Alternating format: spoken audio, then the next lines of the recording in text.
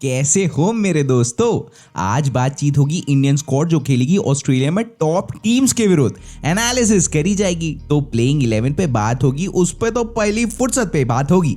हम बता रहे हैं फिर आप बताना, और वीडियो को मस्त तरीके से एकदम अंत तक ही देखना क्योंकि बारूद देखो बहुत आने वाला है। चलो आओ 15 मेंबर स्क्वाड पर बात करते हैं। तो वो है रोहित शर्मा कप्तान, केएल राहुल उप कप्तान, विराट कोहली, सूर्य कुमार यादव, दीपक हुडा, ऋषभ पंत ये गए नहीं हैं, दिनेश कार्तिक, हार्दिक पांड्या, रवि अश्विन, यजुवेंद्र चहल, अक्षर पटेल, जसप्रीत बुमराह ये वापस आ गए हैं, भुवनेश्वर कुमार, हर्षल पटेल ये भी वापस आ गए हैं, और अर्शदीप सिंह ये तो जाने वाले हैं नहीं। स्टैंड बाय प्लेयर्स में सिलेक्टर्स ने थोड़ी सी दरिया दिली दिखाई है लेकिन पूरी तरीके से दिखा नहीं पाए हैं, और स्टैंड बाय में इंक्लूडेड प्लेयर्स हैं मोहम्मद शमी, श्रेयस अय्यर, रवि बिश्नोई और दीपक चहर। चलो ये तो रही माहौल और समा बांधने वाली बातें। अब एक्चुअल में प्लेइंग 11 होनी क्या चाहिए वो देखते हैं। नंबर 1 पर होंगे the skipper himself Rohit Sharma. अब ये तो बहुत ही ऑब्वियस ही चॉइस है, कप्तान है, हाल ही में एशिया कप 2022 में श्रीलंका के अगेंस्ट फॉर्म में वापस आए हैं तो पारी का आगाज तो यही करेंगे। T20I फॉर्मेट में मेन इन ब्लू के हाईएस्ट रन गेटर हैं और एक बहुत ही बढ़िया मैच विनर है। अपने पर आ जाए तो चलने किसी और को देंगे नहीं, मैं ही मारूंगा बस, यही का नारा लेकर मैदान में उतरेंगे। हाल फिलहाल में आपने देखा होगा कि टीम इंडिया ने एग्रेसिव बैटिंग करना शुरू किया है तो उस आइडियोलॉजी के फादर यही हैं। इन्हीं की बादशाहत में टीम इंडिया एकदम fearless brand of attacking cricket mode में बैटिंग करने आती है। हालांकि ये टेम्पलेट श्रीलंका के विरुद्ध उन्होंने थोड़ा सा चेंज किया था और रन स्कोर किए थे। आओ मारो, शुरुआत दो, नींव खड़ी करो और फिर बाकियों को बिल्डिंग बनाने का काम छोड़ दो। अब देखने लायक होगा कि रोहित अपने ट्रूप्स को किस तरीके से मार्शल करते हुए दिखेंगे आगामी T20 वर्ल्ड कप में। वैसे ये काम रोहित बहुत समय से मुंबई इंडियंस के लिए करते हुए आ रहे हैं, लेकिन वो फ्रेंचाइज क्रिकेट है और ये वर्ल्ड क्रिकेट है तो पहली बार वाला मामला देखने लायक होगा। नंबर 2 पर होंगे केएल राहुल। बीते कुछ दिनों को अगर तो छोड़ दें तो फिर तो केएल राहुल कंसिस्टेंट कैंपेनर रहे हैं T20 फॉर्मेट में भारत के लिए। भारतीय उप कप्तान ने 61 मैचेस में 1963 रन स्कोर किए हैं 140.91 के स्ट्राइक रेट के साथ। बात करें राहुल के कमबैक की तो वो बहुत ही ज्यादा झन्नाटेदार वाला मामला रहा नहीं है। जिम्बाब्वे में कोई खास परफॉर्मेंस आया नहीं था और एशिया कप में अफगानिस्तान के अगेंस्ट आखिरी गेम को अगर तो छोड़ दें तो फिर बल्ला तो दुबई में शांत रहा था। अब अफगानी टीम के अगेंस्ट नॉक के बाद सब तो यही सोच रहे होंगे कि केएल राहुल के बल्ले की ले ऐसी ही चलती रहे और वो टीम इंडिया के लिए बल्क ऑफ स्कोरिंग करते रहे।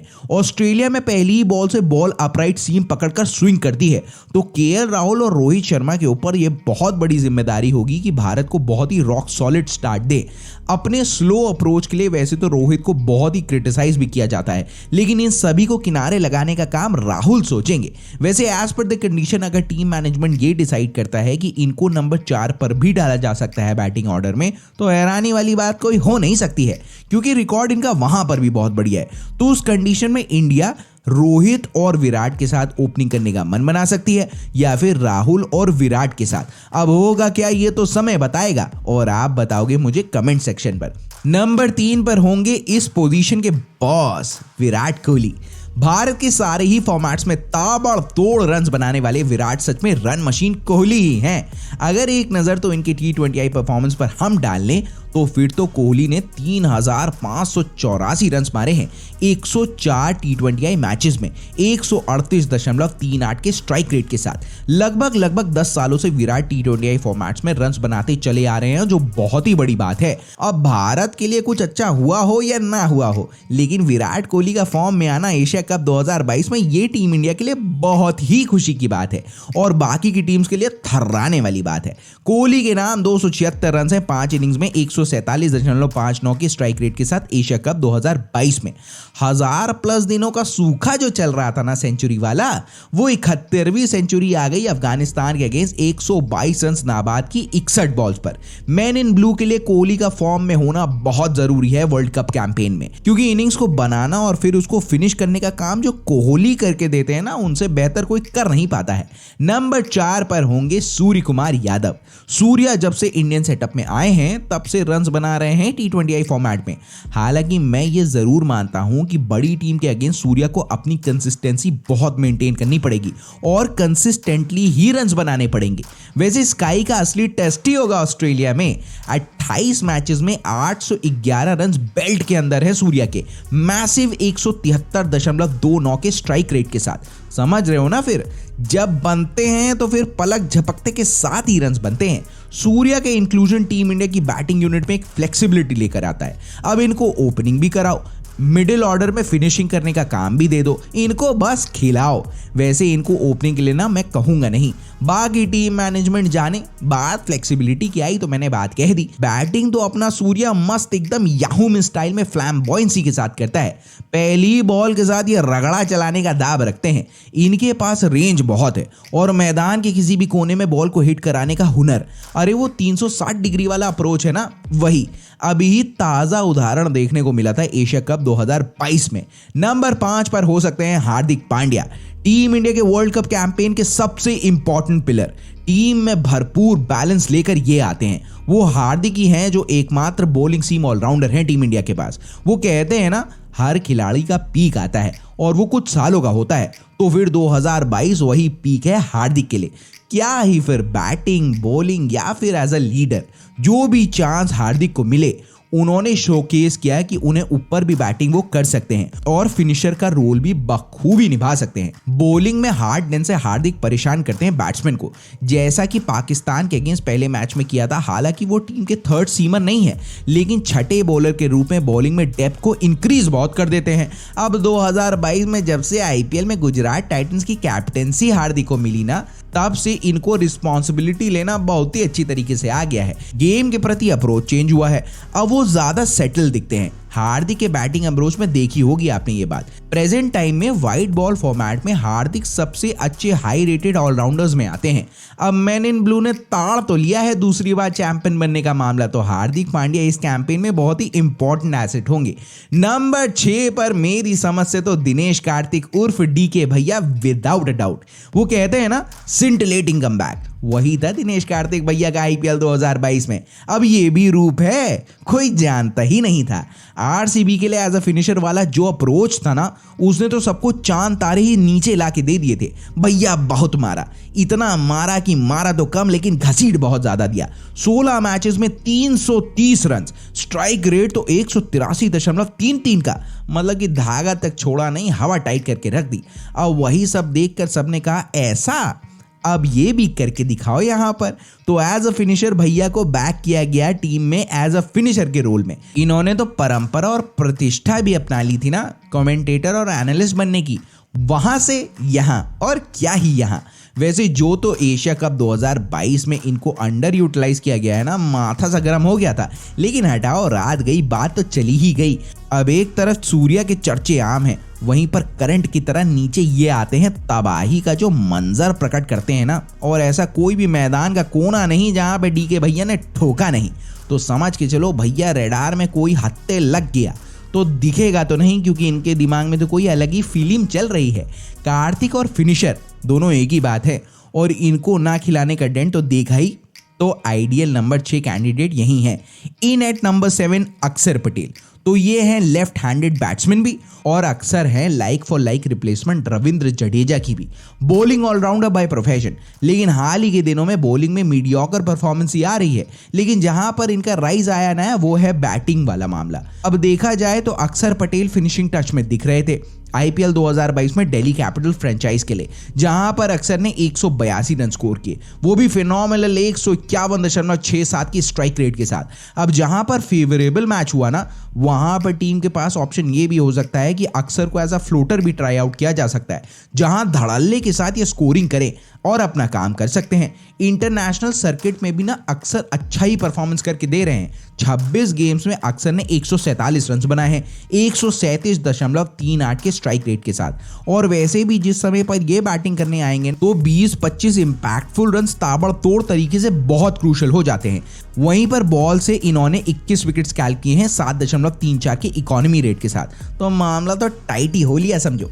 नंबर 8 पर होंगे हर्षल पटेल, टीम इंडिया के डेथ ओवर स्पेशलिस्ट। आरसीबी में अपनी परफॉर्मेंस के चलते नेशनल साइड से कॉल रिसीव हो गया था हर्षल को, और तब से अभी तक इंटरनेशनल अरीना में हर्षल का परफॉर्मेंस अच्छा रहा है। वैसे रियल टेस्ट अभी बाकी है मेरे दोस्त हर्षल का होना।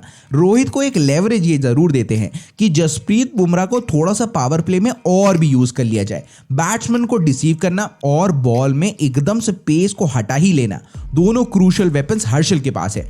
हर्षल की मास्टरी भी है, वो डिपिंग यॉर्कर्स आती है ना, एक वो और दूसरी स्लोअर बॉल्स इतनी फेंक देते हैं कि बैट्समैन पिक ही नहीं कर पाता और रन्स ही नहीं मार पाता। ऑस्ट्रेलिया में ग्राउंड्स बहुत बड़े हैं तो ये सब मामला वहां पर काम आकर दे सकता है भैया। भारत के लिए 17 मैचेस हर्षल ने खेले हैं और 23 विकेट्स निकाले हैं। इकोनॉमी रेट है 8.58 का। रन्स थोड़ा सा दे देते हैं लेकिन मेजर परफॉर्मेंस आती है हर्षल की डेथ ओवर्स में ही। और हाँ, एड ऑन भी है, बैटिंग करना जानते हैं बहुत अच्छी तरीके से, तो इनके होने से टीम को बैटिंग डेप्थ भी मिलती है। बहुत ही बढ़िया। नंबर 9 पर होंगे भुवनेश्वर कुमार, भारत के किंग ऑफ स्विंग, जो नई गेंद से सिर्फ कहर बरपाते हैं और इंडियन लाइनअप के सबसे एक्सपीरियंस बॉलर है।